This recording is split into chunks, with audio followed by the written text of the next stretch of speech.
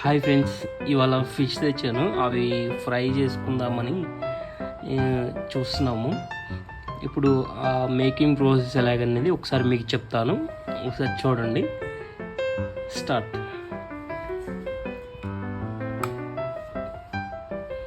కొంచెం మనకి సరిపడా కారం తీసుకోవాలి, అలాగే సరిపడా సాల్ట్ తీసుకోవాలి, అలాగే కొంచెం టర్మరిక్ పౌడర్ తీసుకోవాలి, అలాగే జింజర్ అండ్ గార్లిక్ పేస్ట్, అలాగే ఒక 2 టేబుల్ స్పూన్ ఆయిల్. ఇవన్నీ మిక్స్ చేసుకుని